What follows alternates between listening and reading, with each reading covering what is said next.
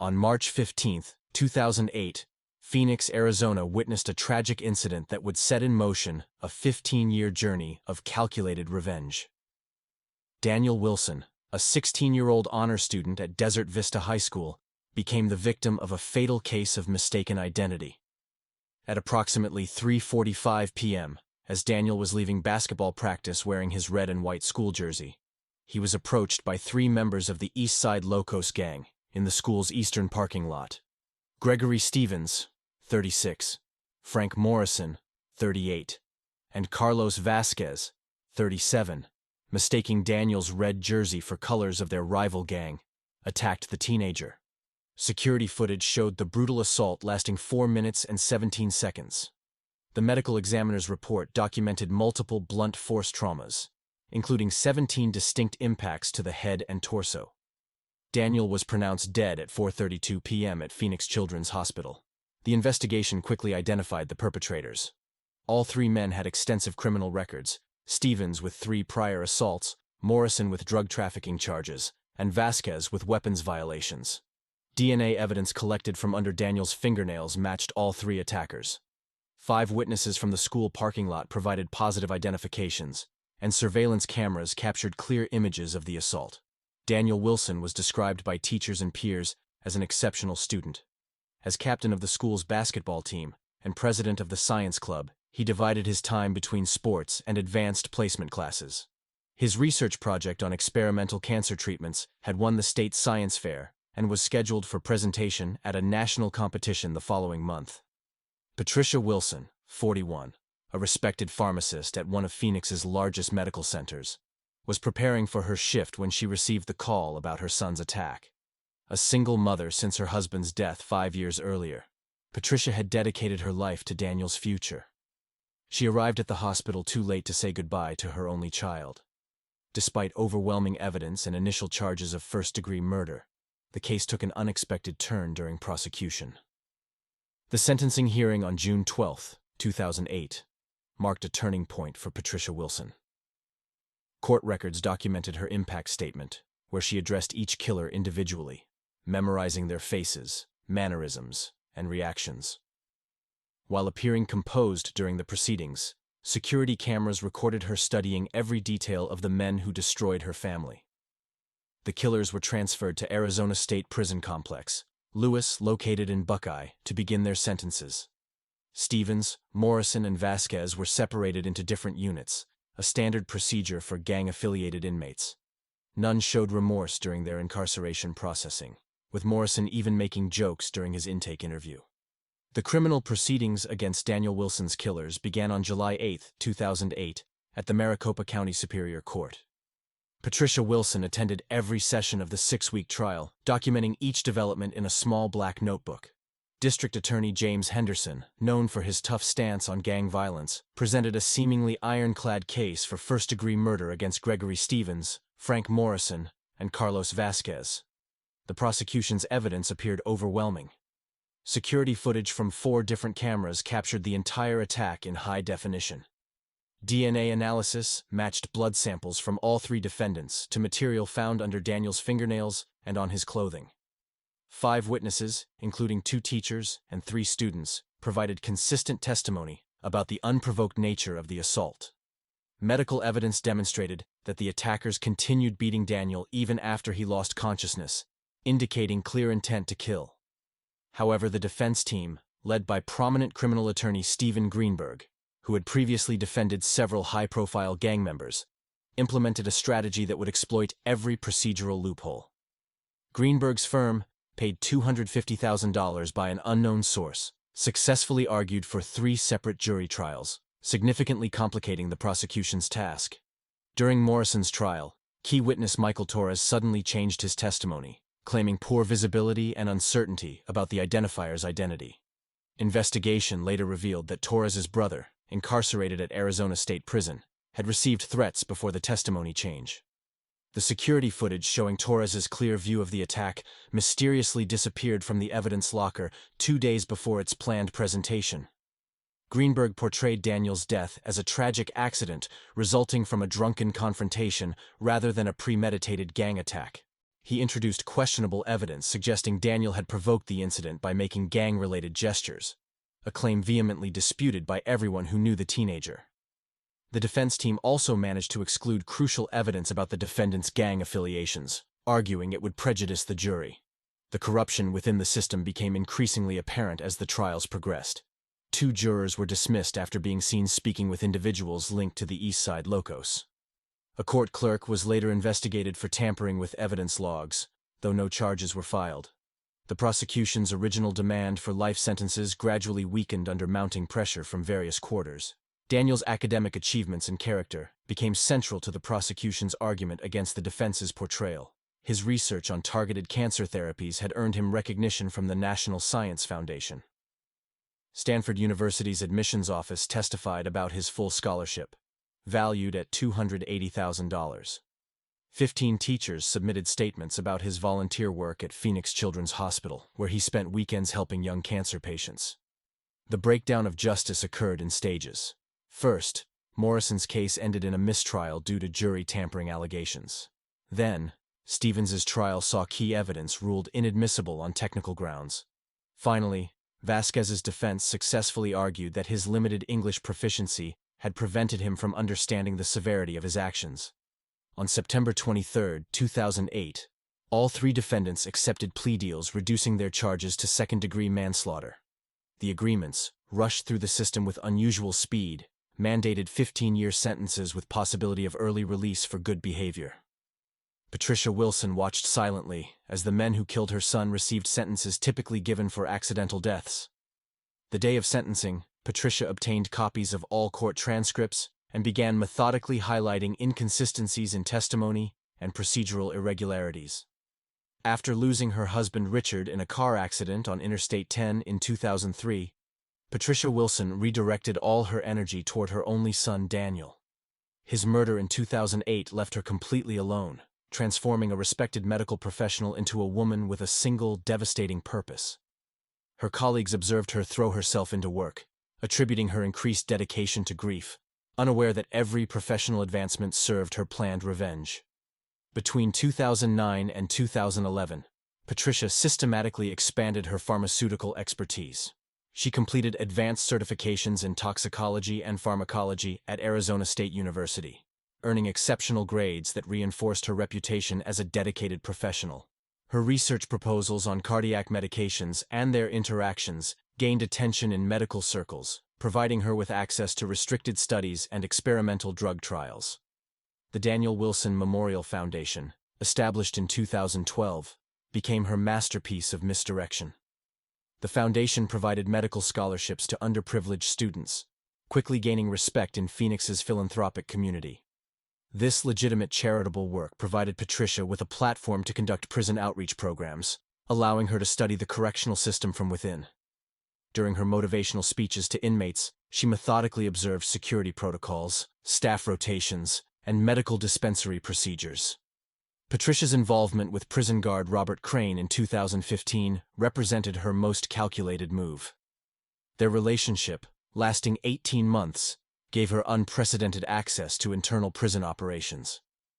Crane, impressed by her apparent dedication to prisoner rehabilitation, shared confidential details about inmate monitoring systems and guard rotation schedules.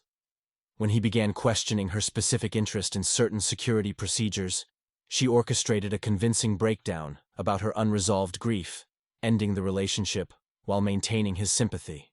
Her foundation's work brought her into regular contact with parole officers, prison administrators, and medical staff.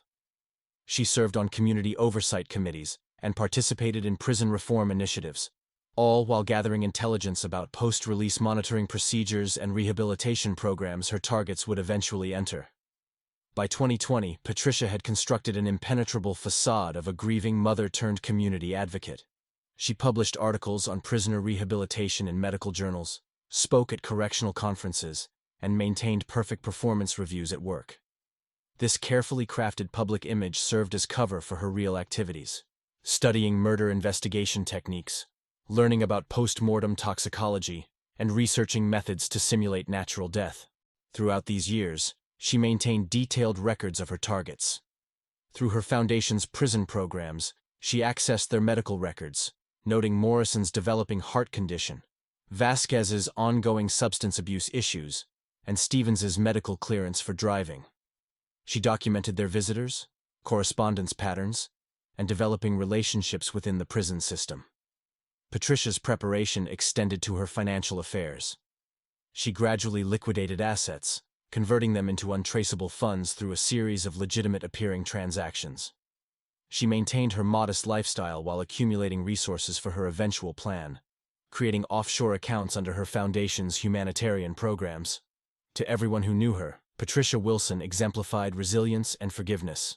She received a Community Service Award in 2019 for her work with prisoners' families. Local news featured her story of turning tragedy into hope. Prison officials consulted her about rehabilitation programs. Her colleagues admired her strength and dedication to helping others. For 15 years, she lived two lives: the respected pharmacist and philanthropist, and the patient architect of revenge. On May 15, 2023, Gregory Stevens, Frank Morrison, and Carlos Vasquez were released from Arizona State Prison Complex after serving 15 years. Within 24 hours of their release, Patricia Wilson submitted her request for a 3-month sabbatical to conduct research on long-term effects of incarceration on cardiac health, a cover story that perfectly aligned with her established professional interests. During the last week of July 2023, Patricia executed the financial phase of her plan. She transferred $2.4 million through a series of transactions involving her foundation's international medical program accounts. The money moved through humanitarian projects in Mexico and Panama, before settling in untraceable accounts in the Cayman Islands. She maintained her regular spending patterns in Phoenix while establishing these financial safeguards. Through her medical network, Patricia accessed the post-release health screenings of all 3 men. Frank Morrison's records revealed a deteriorating heart condition requiring daily medication. His prison medical file documented 2 minor cardiac events in the past year, and his new cardiologist prescribed a complex regimen of medications. This vulnerability became central to Patricia's first planned death. Carlos Vasquez's medical history showed multiple trips to prison infirmary for drug-related issues. After release, he enrolled in a methadone program at Phoenix Treatment Center, attending daily sessions at 9 a.m. His counselor's notes indicated ongoing struggles with addiction and a high risk of relapse. Patricia recognized this pattern as an opportunity to stage a convincing overdose. Gregory Stevens's file proved most interesting. After receiving his driver's license in June 2023, he purchased a used Ford Mustang, despite having no driving experience for 15 years. His new job as a night shift security guard at Mountain View Industrial Park required him to drive along winding roads through isolated areas. Patricia spent weeks studying his route, identifying the perfect location for a fatal accident. Using surveillance equipment purchased through untraceable online vendors, Patricia monitored their daily routines. Morrison worked at a warehouse in South Phoenix, leaving for work at 6 a.m. each morning. Vasquez stayed at the New Start halfway house, with mandatory check-ins every evening. Stevens lived alone in a small apartment on East Van Buren Street, working nights at the industrial park. Patricia created detailed schedules for each target. She logged Morrison's weekly visits to his cardiologist every Tuesday at 2 p.m. She tracked Vasquez's patterns of disappearing into known drug areas after his methadone treatments. She mapped Stevens's nightly security rounds, noting when he drove through areas with no cellular service or surveillance cameras. She obtained pharmaceutical-grade chemicals through her hospital connections, storing them in a rented storage unit registered under her foundation's name. She purchased mechanical tools and automotive supplies through various hardware stores across Phoenix, using cash and wearing disguises. She established alibis by scheduling foundation meetings and medical conferences during her planned execution dates. The final week before implementing her plan, Patricia methodically verified every detail. She confirmed Morrison's medication schedule, identified Vasquez's drug connections, and studied Stevens's vehicle maintenance records. She prepared 3 separate sets of clothes, wigs, and identification documents. Each death was planned to appear unrelated, with distinct methods and locations carefully chosen to avoid any apparent connection. By August 7, 2023, everything was in position. Patricia had created a perfect operational timeline, accounting for police response times, shift changes at local hospitals, and traffic patterns. She scheduled her attacks to coincide with periods of reduced surveillance and maximum confusion for investigators.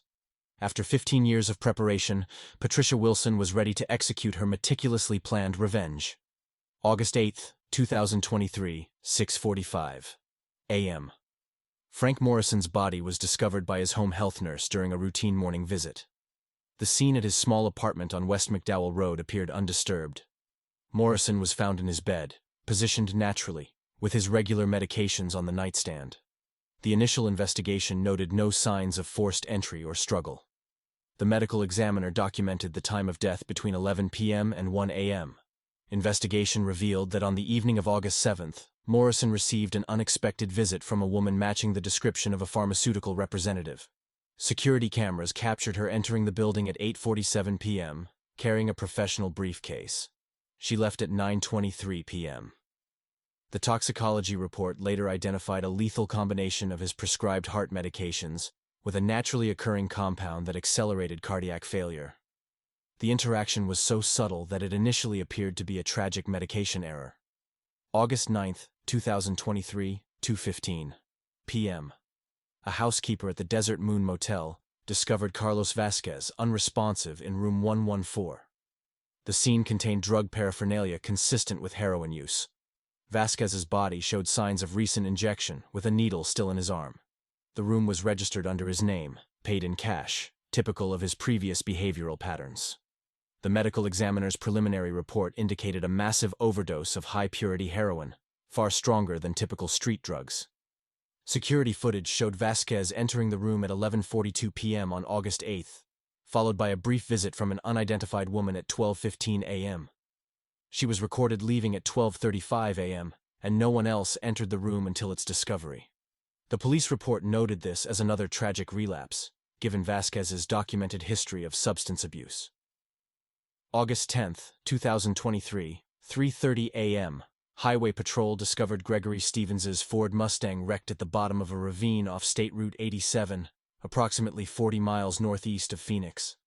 The vehicle appeared to have lost brake function while navigating a sharp turn. Stevens was pronounced dead at the scene. Accident investigators noted that the brake lines had been cleanly severed, but attributed this to damage from recent amateur repairs Stevens had attempted. Forensic analysis of the crash site revealed that the brake failure occurred at precisely the point where cell phone coverage was minimal and no other traffic would be present due to his night shift schedule. Investigators found evidence that Stevens had attempted to pump the brakes and steer away from the ravine, but the vehicle's momentum on the steep mountain road made the crash inevitable. Each death appeared to align perfectly with the victim's known vulnerabilities. Morrison's cardiac history and complex medication regimen made a drug interaction seem plausible. Vasquez's ongoing struggle with addiction and recent relapse attempts provided a natural explanation for an overdose. Stevens's inexperience with vehicle maintenance and late-night driving shifts made a fatal accident credible. The timing and locations were carefully selected to prevent any immediate connection between the deaths. Morrison's apartment in West Phoenix, Vasquez's motel in the downtown area, and Stevens's crash site in the mountains created geographical separation that initially prevented investigators from linking the cases. Different jurisdictions handled each death. Phoenix Police Department for Morrison, County Sheriff's Office for Vasquez, and Highway Patrol for Stevens. The medical examiner's office processed each case separately, with different pathologists handling the autopsies. Initial reports classified Morrison's death as accidental drug interaction, Vasquez's as a drug overdose, and Stevens's as a vehicle accident. The deaths seemed to be nothing more than a tragic series of coincidences, exactly as Patricia had planned. On August 12, 2023, Detective Michael Ramirez, a 15-year veteran of Phoenix Police Department's Homicide Division, noticed a peculiar connection while reviewing recent death reports. 3 men, all released from the same prison within months of each other, had died under different circumstances within 72 hours. Further investigation revealed they were co-defendants in the 2008 murder of Daniel Wilson. Ramirez's investigation uncovered crucial evidence. In Stevens's apartment, officers found a crumpled letter mentioning the Daniel Wilson Memorial Foundation, specifically regarding a recent donation. Bank records showed similar donations from Morrison and Vasquez, each made under apparent coercion. Security footage from all three crime scenes revealed a woman of similar build, though wearing different disguises. The breakthrough came from pharmaceutical tracking records. The specific combination of drugs found in Morrison's system was traced to a research facility where Patricia Wilson had authorized access. The high-purity heroin in Vasquez's system contained trace elements of a prescription compound only available through hospital pharmacies. Tools used to tamper with Stevens's brake lines were purchased using a credit card connected to the Foundation's administrative account. On August 14th, Detective Ramirez assembled a task force to investigate Patricia Wilson. They discovered her methodical preparation, detailed surveillance notes, chemical formulas, and automotive repair research. Her foundation's financial records revealed complex money transfers designed to establish alibis and escape routes. The evidence pointed to an elaborate revenge plot, 15 years in the making. On August 15th at 9 a.m., Patricia Wilson walked into Phoenix Police Headquarters. She carried a leather-bound journal documenting every aspect of her revenge, from the day of her son's death to the execution of her plan.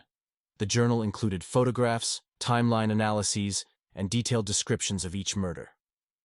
She provided a full confession, speaking for 6 hours with remarkable composure about her methodical pursuit of vengeance.